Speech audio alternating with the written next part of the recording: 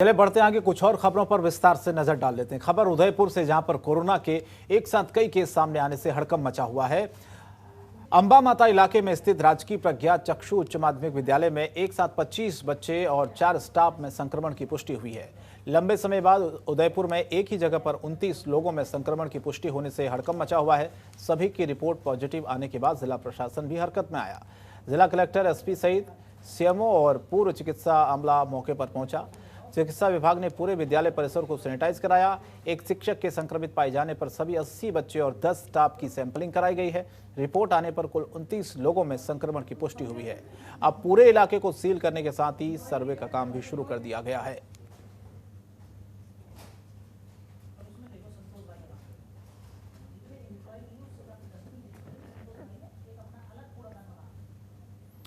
और राजस्थान की गहलोत सरकार ने 2019 के घोषणा पत्रों में 88 नए कॉलेज खोलने की घोषणा की थी, मगर अब तक सिर्फ 28 को ही जमीन पर उतारा गया है। हालांकि इस बार यानी कि 2021 के बजट में भी गहलोत सरकार ने नए कॉलेज खोलने की घोषणा की है।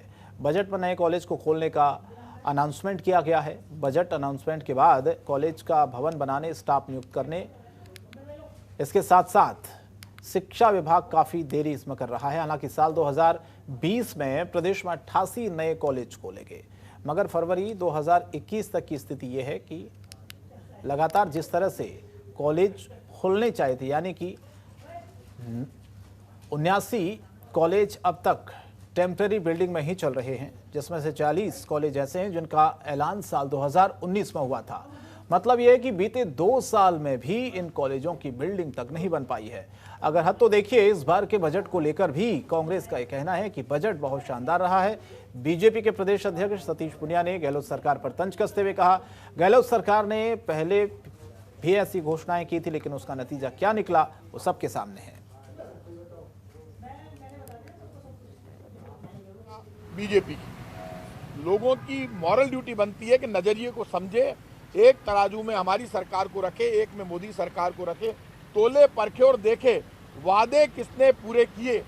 यदि हमने वादे पूरे किए तो हमारे साथ खड़े हो, इन्होंने वादे पूरे किए तो इनके साथ खड़े हो। इन्होंने तो एक भी वादा पूरा किया नहीं और ना ये करेंगे। इनका एजेंडा फिक्स है, हिंदू मुसलमान सिख ईसाई को लड़ाओ। पहली बार ये एजेंडे में पिट गए कि हमने आंधियों में भी चिराग जलाए हैं, पर मुझे लग रहा है इनके दिए टिमटिमा रहे हैं। इसलिए मध्यावधि चुनाव जैसी संभावना है अभी, क्योंकि सरकार की उनकी बातचीत से, उनके चेहरों से, उनके आचरण से, बॉडी लैंग्वेज से ये साफ तौर पर लगता है कि उनको कभी भी चुनाव में जाना पड़ सकता है। रही बात 4 विधानसभा के क्षेत्रों पर खर्च करने की, तो राजस्थान में 2 साल पहले जो घोषणाएं की थी जन घोषणा पत्र में, बजट 1 में, बजट 2 में, और ये तीसरा बजट था। आप यदि एक एक स्कीम का लेखा जोखा करोगे तो 78 योजनाएं ऐसी हैं जो कागजों से उतरी नहीं है। वो कहें कुछ भी, लेकिन उस पर अमल नहीं हुआ है।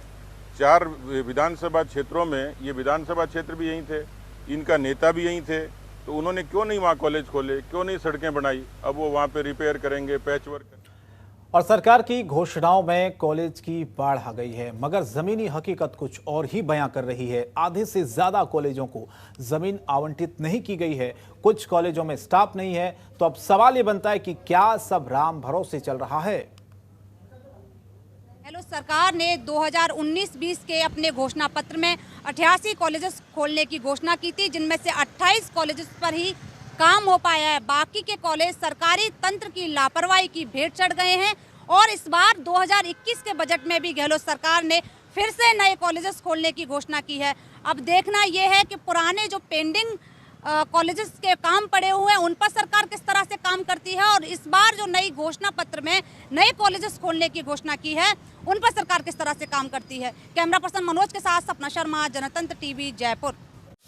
खबरों के निष्पक्ष विश्लेषण के लिए सब्सक्राइब करें Jantantra TV and press the bell icon. Never miss any update.